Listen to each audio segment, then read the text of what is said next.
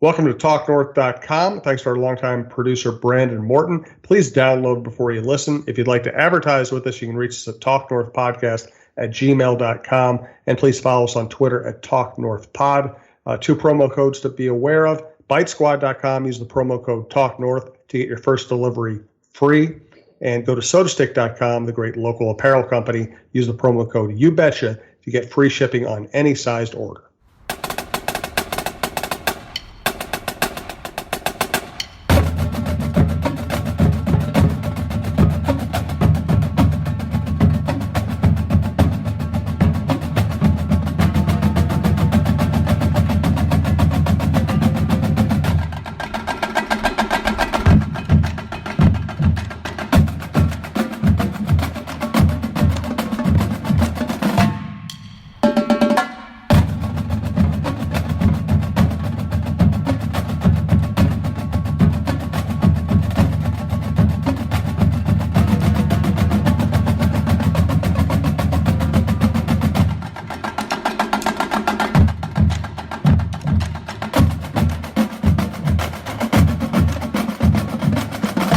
Hey, everybody. Welcome to episode 72 of Preps Today with John Millea on the Talk North Network. I'm John Millea from the Minnesota State High School League, and I'm flying solo this week while Jim Suhan's taking some well-earned time off.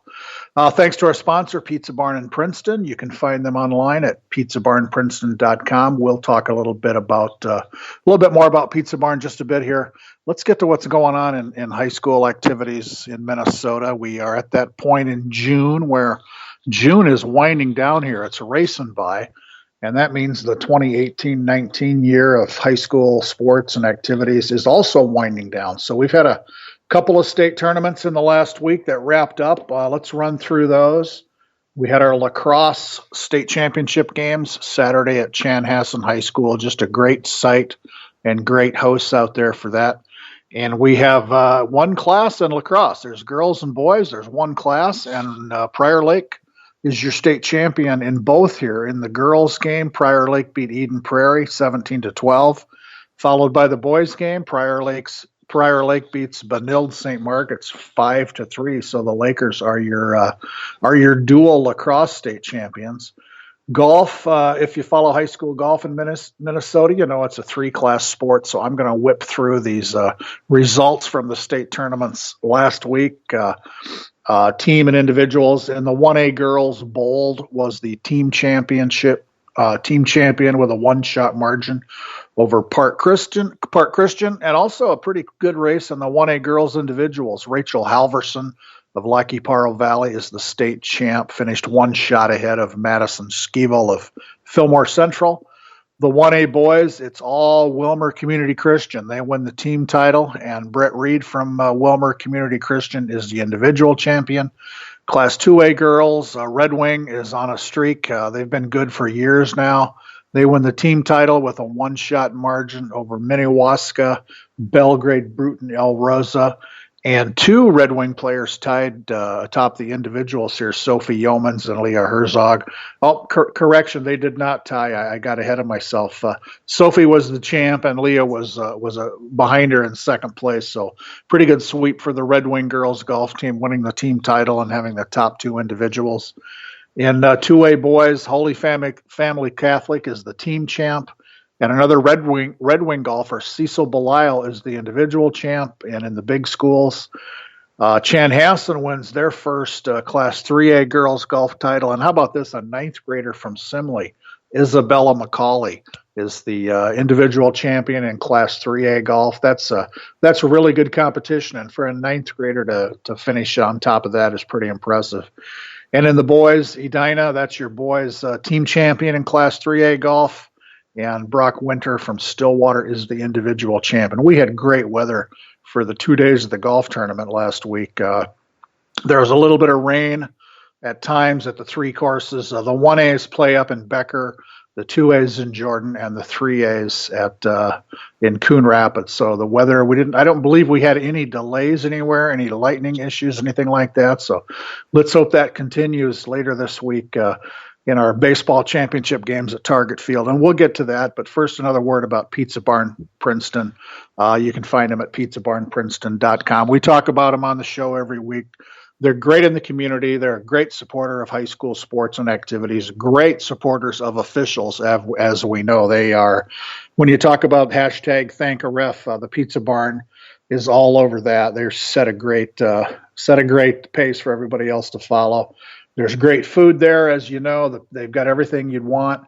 And it's cabin time, so if you're heading north or you're coming back from the cabin and you're anywhere near Highway 169, anywhere near Princeton, Minnesota, head for downtown Princeton and hit the Pizza Barn. It's not just pizza either. If you look at their menu on their website, it's impressive.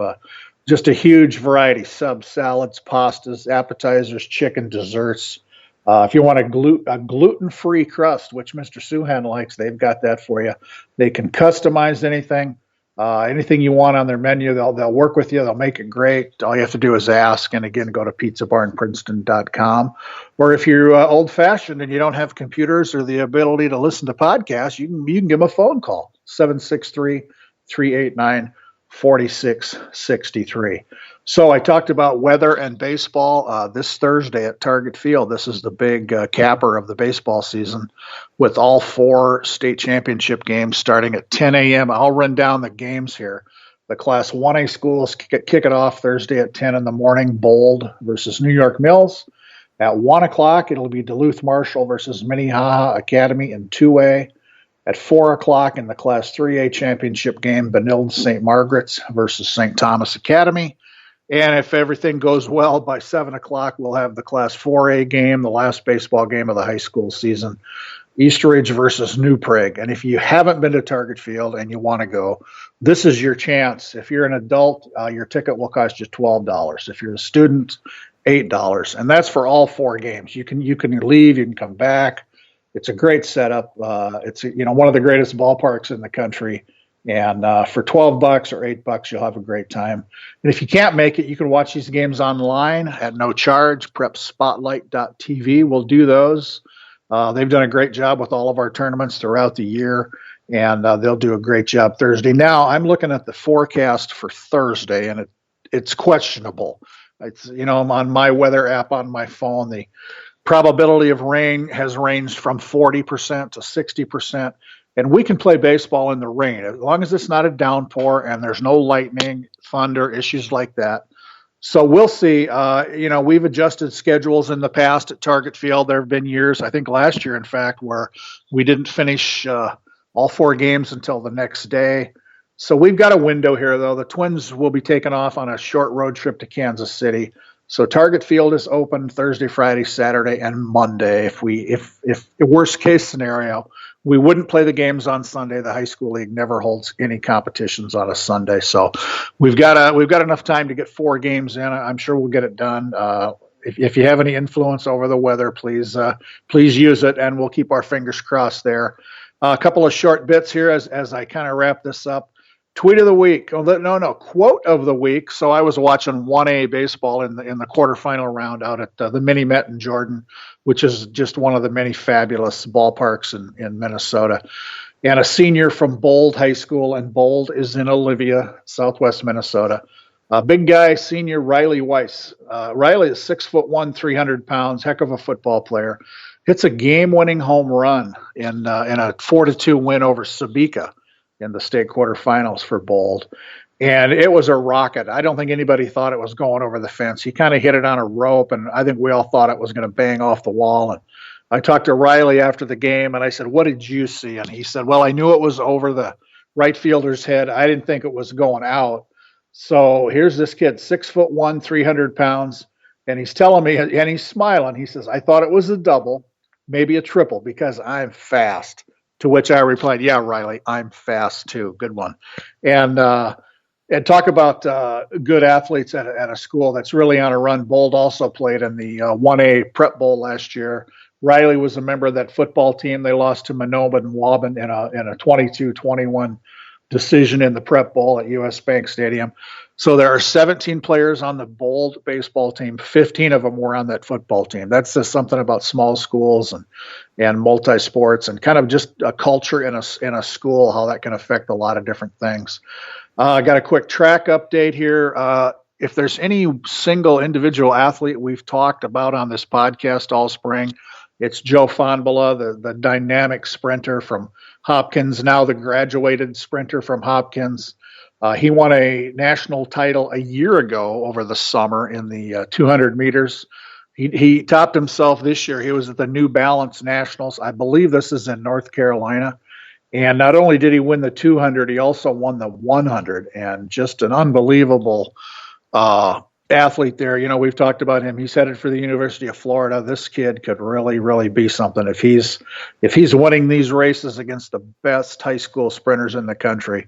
That's pretty phenomenal. So way to go, Joe Fonbala. A couple of tweets of the week. This is from Jared Hines, a friend of mine from Monticello. After the baseball teams from Monticello and Austin, they played in the fifth place game in the Class 3A state tournament on Friday at Siebert Field. And after the game, the players from both teams got together and posed for a photo. Everybody's smiling. They all got to play in the state tournament. They got to play at Siebert Field. And as Jared put in the tweet, it's more than a game. And it was really a great photo of these kids really having a good time. There's no pressure when you're playing for fifth place, and really a neat thing to see. When I was at the 1A baseball quarterfinals in Jordan, Sacred Heart from East Grand Forks is one of the teams there. And I didn't know what this meant. I'm looking from the press box down at the dugout, and they've got inflatable ducks like you'd have in your kiddie pool. Inflatable ducks, you know, a little kid could get inside and float around. And mystery to me, I've seen a lot of things. I have never seen inflatable ducks in a dugout, so I just tweeted out, I don't know what that means, but the baseball team from Sacred Heart appears to have inflatable ducks in the dugout. And the reply came pretty quick from the Sacred Heart school Twitter account. We love ducks on the pond, #quack. And if you're not an old-time baseball guy like me, ducks on the pond, that's a reference to base runners. And I remember one of my high school baseball coaches, his phrase for base runners often was ducks on the pond. And if there were any outs, if there are two outs, he would say two in the mud. So if you have outs, that's in the mud. And I can just, till the end of my days, I'm going to hear my coach, Mr. Stiles, saying, ducks on the pond, two in the mud. That meant there's runners on base and there's two outs. And we all knew what that meant. You know, we grew up listening to him say ducks on the pond and how many are in the mud. So way to go, Sacred Heart, for having ducks in the dugout. And I'm going to wrap it up here with a note about Brave Like Gabe. We all know the story of Gabe Grunwald, 32 years old, died last week after fighting a very rare form of cancer for a decade, and super inspirational. I've seen, Gophers cross-country runners and high school kids with Brave Like Gabe written in marker on their legs, as they run a race. Gabe was so inspirational, and that inspiration's not going to go away. Her funeral was a Monday here in Minneapolis, followed by kind of a mile run/walk after the burial. And she was a high school athlete in Panorama, state champion, was a Gophers runner, and then a professional runner. And if you have time, go to the Star Tribune, find the paper or the website. A really nice story about the funeral services by the talented Rachel Blount from the Star Tribune, who I'm proud to call my friend. Just did a great job of summarizing the day and the impact Gabe had on so many people. Really phenomenal work by Rachel. And again, Brave Like Gabe, what an inspiration. So that is it for the latest Preps Today with John Millea podcast, sponsored by Pizza Barn in Princeton, pizzabarnprinceton.com. I'm looking forward to seeing everybody at Target Field on Thursday. And please, let's cross our fingers for great weather. Bye-bye.